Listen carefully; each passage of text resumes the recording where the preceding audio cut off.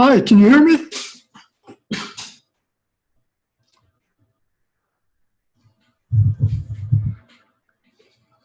Nothing. Oh, 1 second. Can you hear me? Any sound?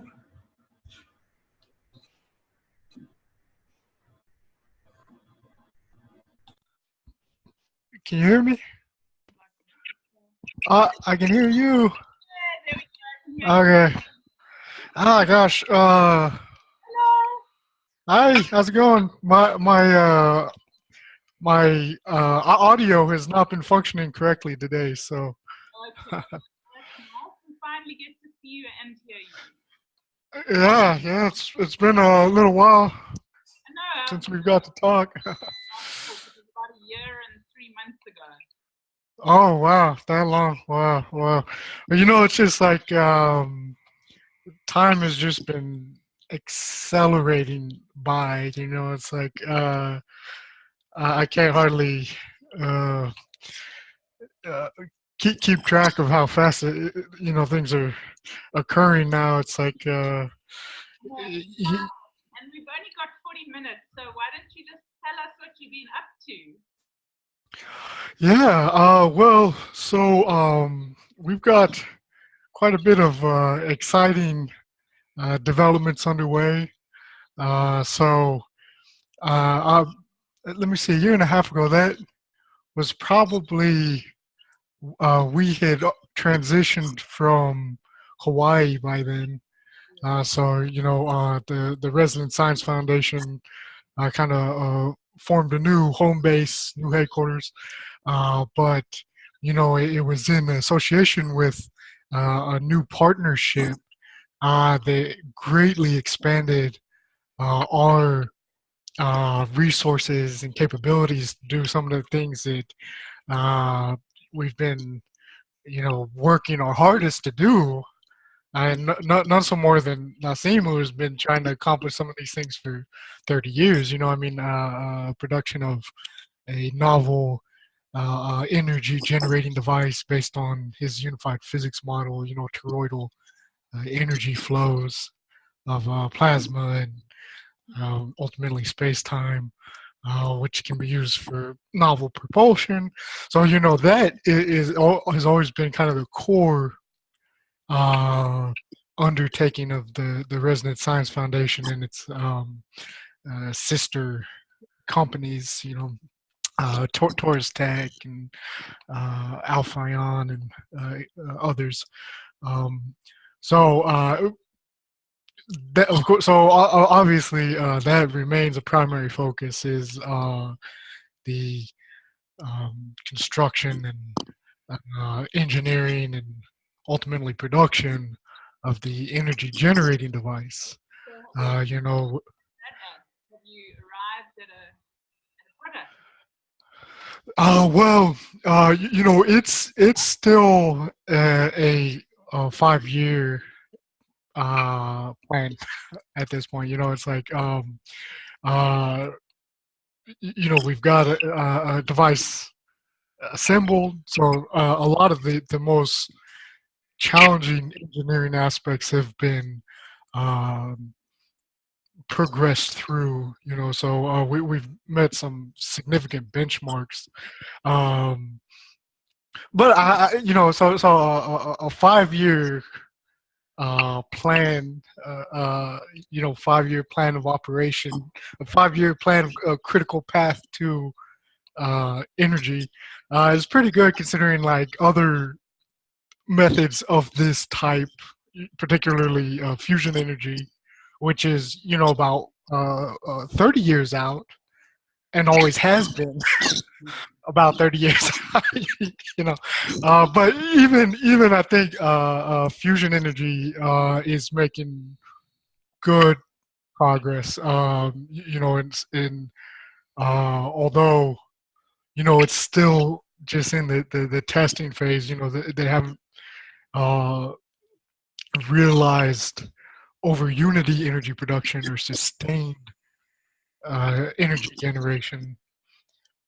Over what is put into the system.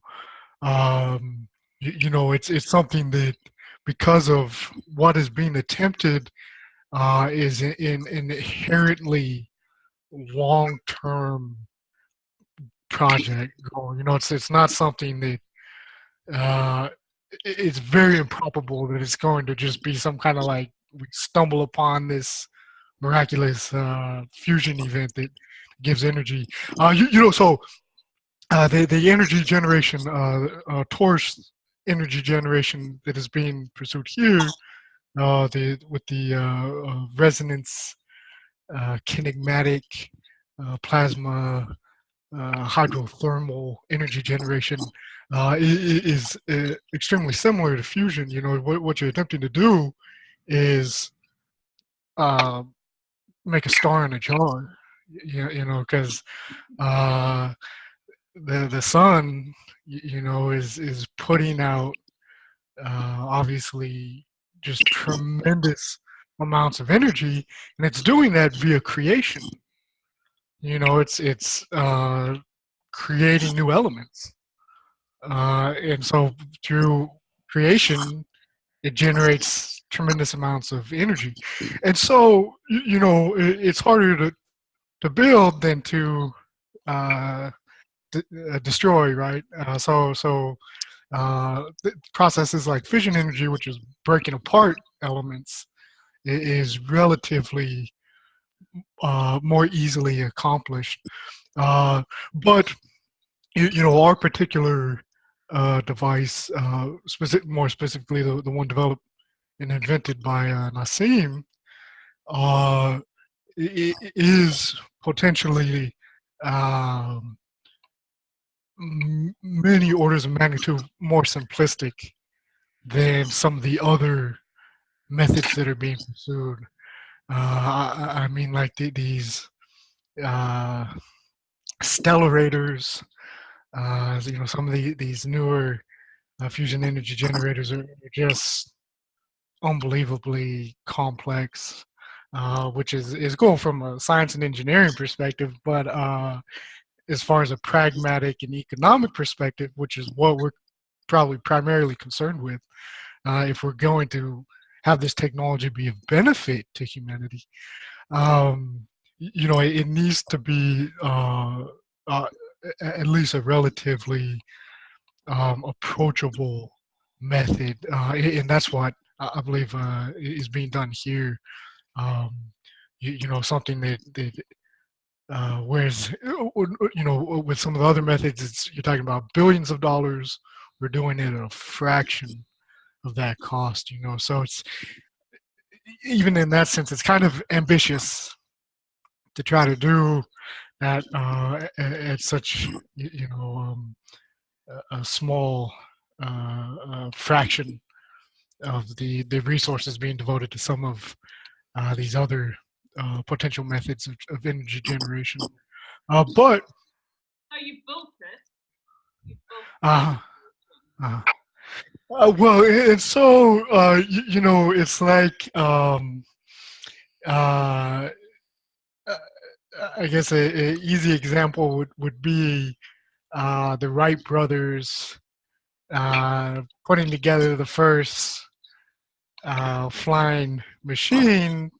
They get liftoff and they're able to soar some, but that's not an airplane. I mean, it's the foundation of it, but that's just the first, or well, that's the beginning of another long series of experimentation, optimization, and further engineering. It's like we're kind of at that Wright brothers got off the ground stage, and hopefully, it will pan out that it is something of that significance in its as a technological development. But in my mind, even the work that's already been done, is contributing to the field of this development. And I really think that It is a collaborative effort, and each team, each research group that's working on this is contributing to its overall forward momentum. And it can't be understated uh, how important this kind of thing is, because with a cheap and abundant source of energy, and even most importantly, a non-polluting source of energy, we can do some really cool things as a species, as a civilization. I mean, the things that most worry me, um, you, you know, biosphere degradation, destruction of the environment.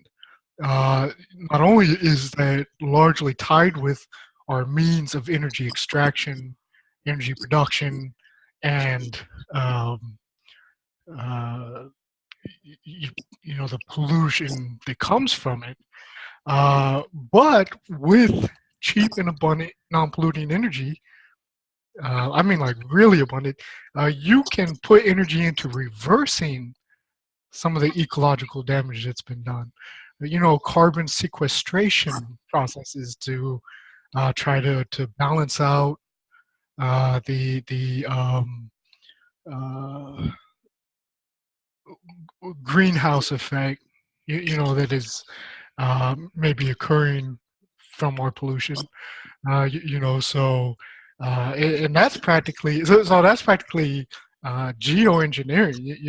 That's terraforming. So So, William, what do you think about? Do you think that the process has got to do with conditioning humanity to a place at which their consciousness is kind of more accepting as well? Do you think that's got anything to do with the waiting period? Can you hear me, by the way? Is the sound? it's pretty quiet. I didn't catch all of that. Keep it on for a second. Okay, let me just. Oh, okay.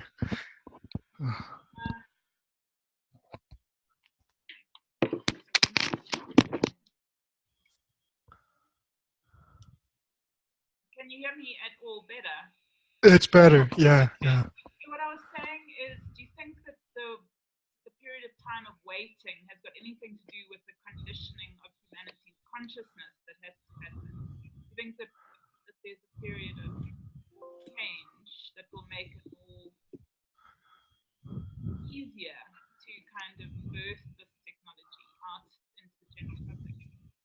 Yeah, absolutely. So, I mean, I can see this on several different dimensions, from several different angles, because, um, for one thing, on a kind of like energetic scale, uh, energetic relationship, um, that kind of technology may not be entirely reflective of where our consciousness, our collective consciousness is,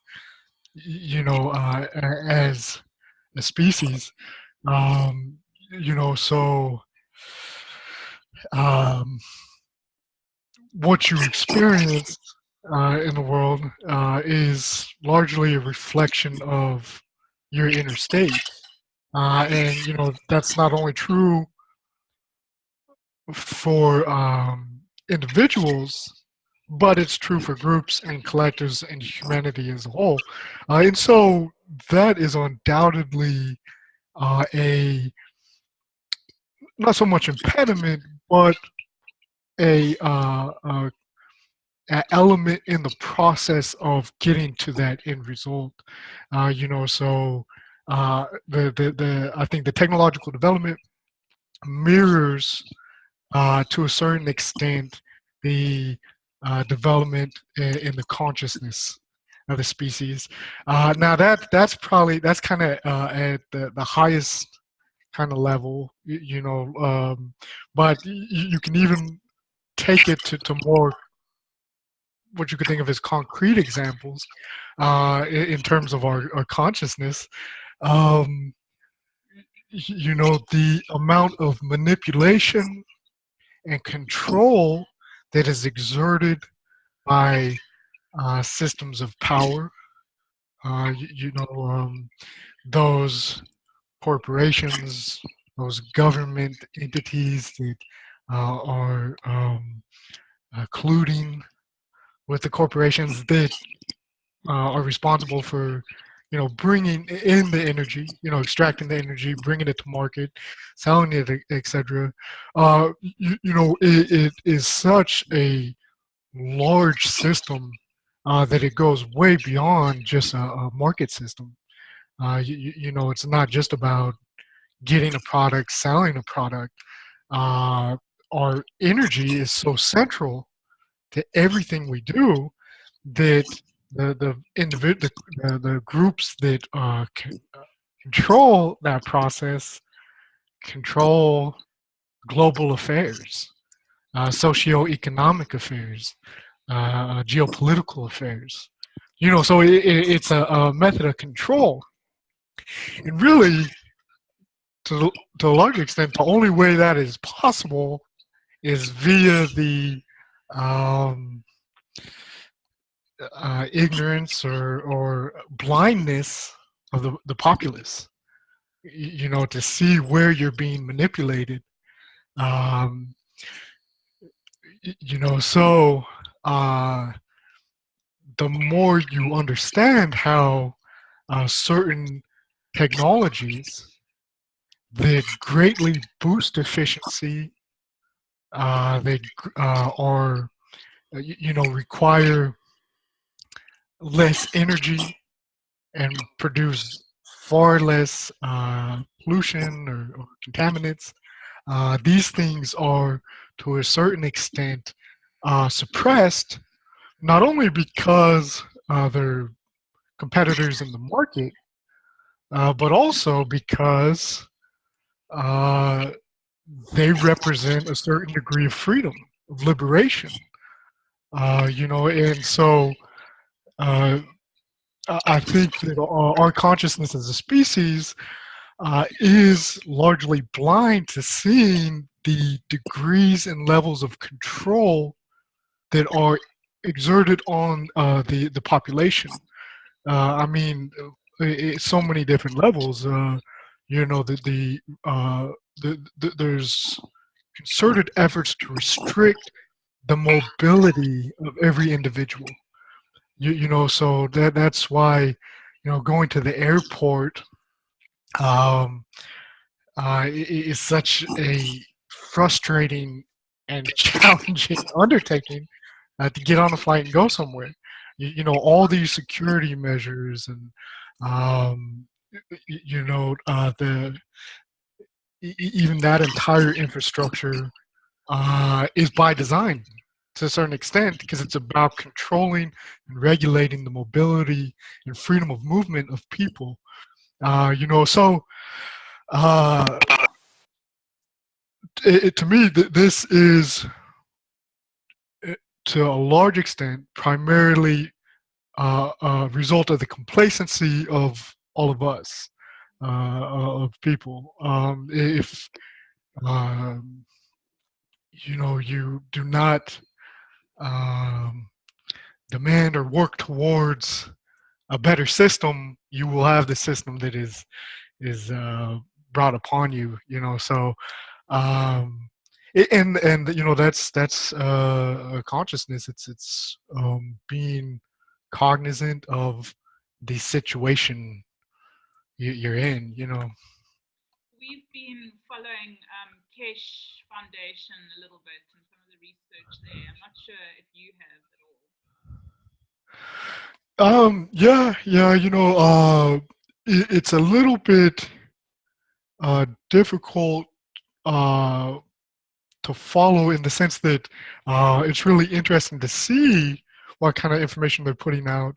Um, but our particular underlying model is a different approach and so there's not a lot of crossover where you get like fruitful exchange. So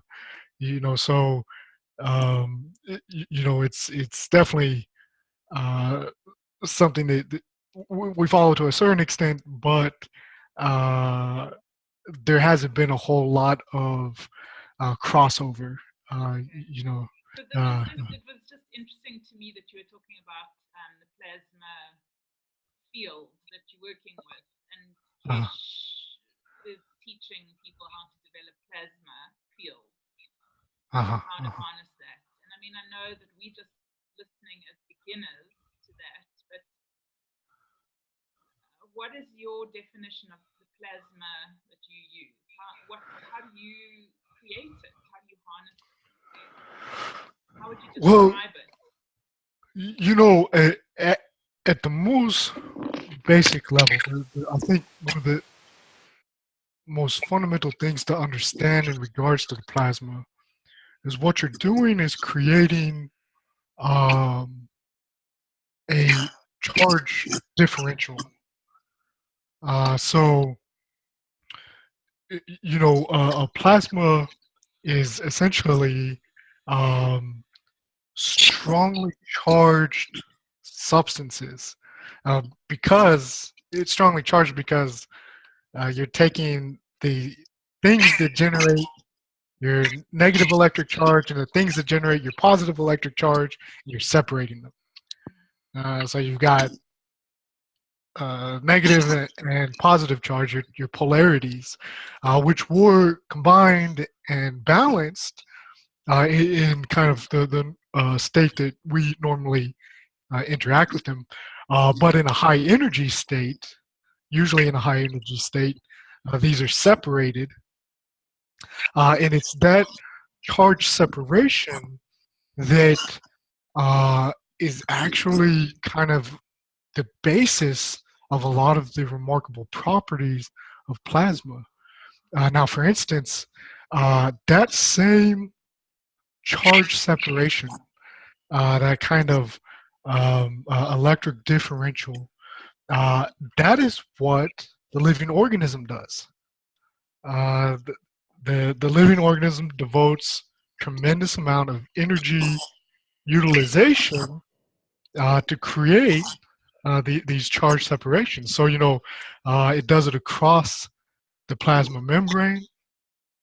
Now, when that's done, for instance, in our cells in the mitochondria, that's how we generate energy.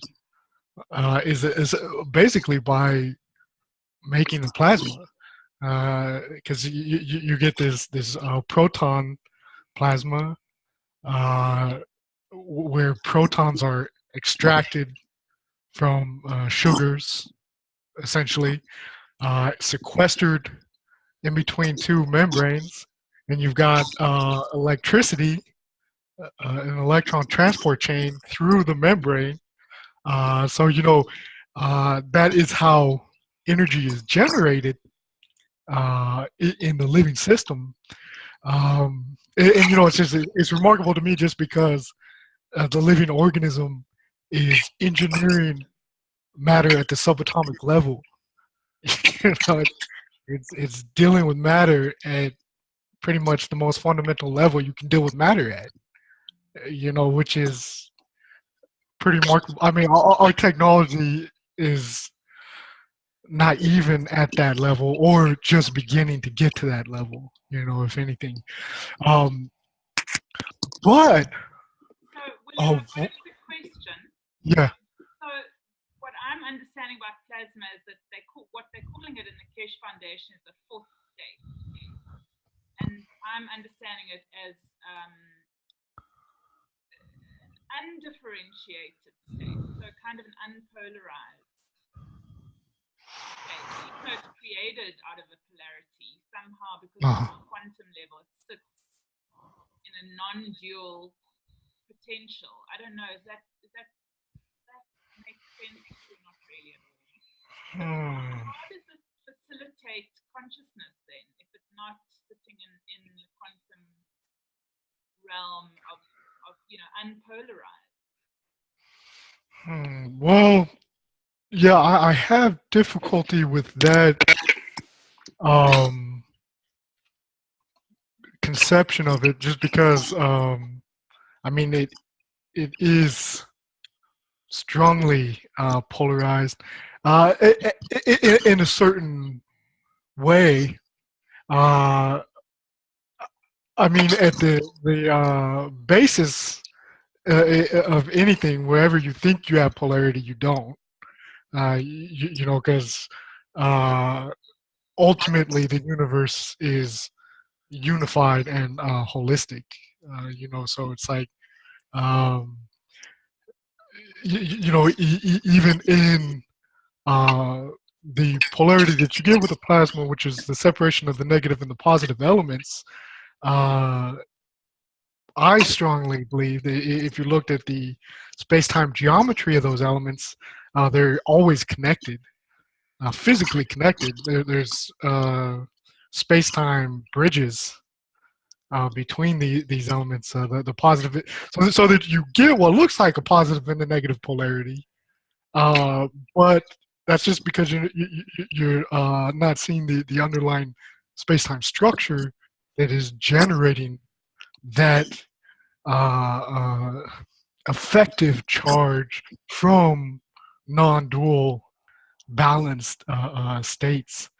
Um, but you know where I believe you have the strongest link to consciousness is that that state, that charge differential, and it's kind of a high energy state, couples with the vacuum oscillations of space. So the um, quantum vacuum harmonic oscillators of space, which are, you know, that's the atomic structure of space. You know, so space is comprised, in my view, of um, limitless, innumerable, tiny electromagnetic oscillators, infinitesimally small, you know, practically unobservable. Although there has been direct measurement of them through empirical measurements. But when you're looking at space at that scale, there is structure and there is information structure. So, you know, it is able to do things like encode information, which is memory, and transmit or communicate information. Uh, Now, these things are the foundation of consciousness. You know, so they form elements of sentience. You know, so um, you find the foundational attributes of consciousness uh, at the most fundamental level of the universe in terms of the physical system. So, you know, it's called the vacuum because it's the ground state of all being, all physical manifestations. So, what's that? I'm saying, is that the same as the void in your perspective? That's the void. Well, you know, so the vacuum is classically the void, right? Uh, but this is kind of a ontological question because when we talk about the void or vacuum, um, I struggle with seeing how that has uh, any actual uh, reality to it, because you know what we're trying to express is the idea of nothing as something. You know, so the void is nothing, but nothing as something because we can identify it and say, well, there's the void here. But ontologically and even epistemologically, that doesn't make any sense to me, because kind of the definition of nothing is that you can't point to it anywhere. It doesn't exist. Whereas something or existence by definition is that which exists. So when we talk about the void or the vacuum, we try to say that, express this idea of nothingness as something, but it does not appear to me, at least, that the universe does that. It may give the appearance of it, the illusion of it, but uh, what you always have is everything, and that's where we get the idea of things like the singularity, and to a large extent, the singularity is everything, is everywhere. It's just one thing, so um, uh, practically infinitely dense, um, uh, uh, infinitely ubiquitous, and uh, seamless, without any kind of discontinuity, um, which is actually kind of, if you were to look at the technical parlance, it's actually kind of a contradiction of the term singularity, because in physics, singularity means uh, discontinuity of space-time, actually. But I mean it in a more metaphorical sense. Um, but why were you asking its relationship to the void? No, I was just interested in what you, because my from my spiritual perspective, I have a sort of something of a model of the void, out of which kind of everything emerges, and in which everything sits. So I was just interested in, if was your definition of vacuum more or less in any way connected to the void. I was just interested in unpacking it. Yeah. So I mean, I understand that as a valid um, perspective or explanation, of understanding kind of the nature of things. Uh, you, you know, um, but I always go back to what I view as the largest picture, in which uh, you only have an eternal, unchanging, ultimately unchanging everything. So without beginning, without end, without time. It's everything is occurring instantaneously, simultaneously. So there's no actual net change. So even ideas of something existing before something else and something emerging from something else, these ideas, to me, at the larger scale, just don't have any relevance or meaning. Now, you can go, I think, to look at smaller scales within this larger, eternal, unchanging, timeless whole, and you can see those kind of things, and that's important to understand and to be able to express, because even within this unchanging thing, you do have creation and the process of creation. It's just that it's instantaneous, even though we experience it as a temporal process. Um, yeah, Yeah, but I know we've yeah, only got like 5 minutes or something oh, left of our interview. But yeah, anyway, what I maybe at another point, because I know the vacuum is such an important part of your technology. yeah, At some point, I'd like to still don't really understand the model. So, but I know that we don't have really the time. So it's more of a query, I guess, to understand more. But maybe we must just do some listening to some YouTube videos or something. Huh. But what is the nature of the vacuum? Yes. Is that's kind of Yeah. what you What is it? yeah, yeah. Um, In 2 minutes. uh, you know,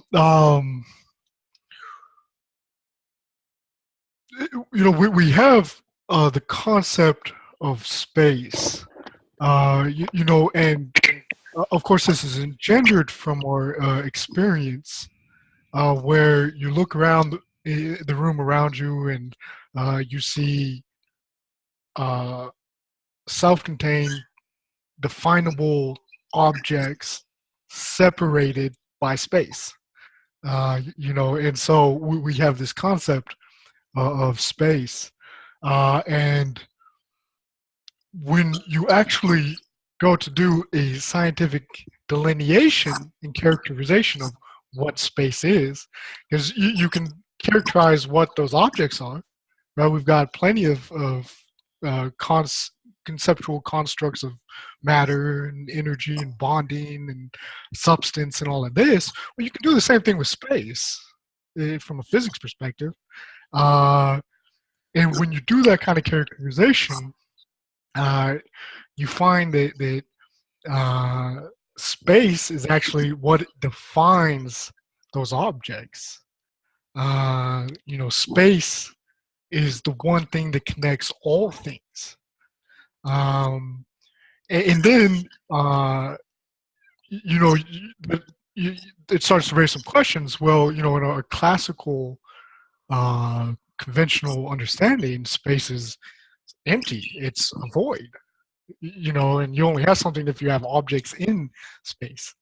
But as I was saying, that's ontologically and even epistemologically unsound. It's a non sequitur. It doesn't follow in a rational kind of framework. Uh, but you can actually go and do some measurements of space. You find it's the opposite. It's anything but empty. And so your concept of the vacuum, um, unfortunately, it retains that moniker, the vacuum, but it takes on the opposite meaning. When you go and you measure what is vacuum, you find it is this field that is filled to the brim with energy and matter and substance. And actually, these objects that you identify are just the peak values of this vacuum, of the energy and substance and structure of space. So it's like you have a stream, and the stream is one interacting thing, and it's got a atomic structure, right? Water molecules, etc. But they're all interacting and everything. And what you can get is through hydrodynamic interactions. You can get like little whirlpools and eddies, and even like standing waves and all this kind of stuff. And you can identify those as distinct, definable objects, but they're just emanating from the stream. And so the vacuum is the stream. And it's this unified, holistic, dynamically interacting and evolving system, and you get these things that emanate out of it that you can identify as distinct objects, and that's us, that's matter, but it's all this one substance, one thing. So it's probably, I think it's one of the most profound concepts to come out of 20th century science, quantum field theory. Because it took that materialistic, deterministic science, and it placed it smack dab into the spiritual domain of what gurus and enlightened individuals have been saying for eons. And then so you're finally seeing it in your scientific characterization. So it's For me, yeah, it's one of the most profound things. So, I've got a course coming out in the Resonance Academy, our online academy, where I'll be doing lectures and I've got written material and everything. But in that Resonance Academy course, the springboard, the starting point for me is space. Okay, It's the wonderful. vacuum. You Send us details and we'll attach it to the video. Okay, cool, That will cool. be amazing. So, I mean, we're on about 40 minutes. Oh, okay. So, would you like to wrap it up here? Sure. Yeah, yeah. Cause yeah, yeah. I better not stay away for too long. Uh, Well, Willem's just wanting to say hello. No, he no, say hello. hasn't had an opportunity to speak much, but I said to him he spoke the whole time last time, so it's my Ah, time. Yeah, that's good. But we've had a lot of exciting adventures, but we're happy to hear about yours, and yeah, it's really wonderful to watch the videos and follow you, and it's a privilege to be with you right now, so thanks for sharing. well, and I hope maybe we can do a subsequent one where we get to hear more from what you've been doing and can kind of do more of a dialogue because I always greatly enjoy talking with you, Willem. So yeah, yeah. I think this was maybe more kind of an update from what I've been doing since it's been a year and a half. Maybe next time we can do more just back and forth. Yeah, no, we'd love that. So thanks Hmm. so much for making time, and Yeah. fabulous to hear your news, and hopefully by 2020 we'll be seeing this new energy device, right? And Yeah. we'll be Yeah. flying in spaceships and Yeah. Yeah. some of us being on the And ground.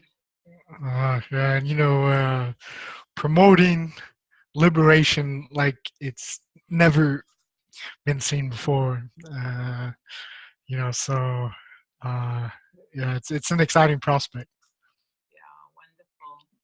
All right, well, lots of love from South Africa to you, and we'll chat to you again. Excellent. Yeah, much love from California to our family of light in South Africa. Always so great connecting with you. Thank you. Thanks, William. Bye. Bye. Bye.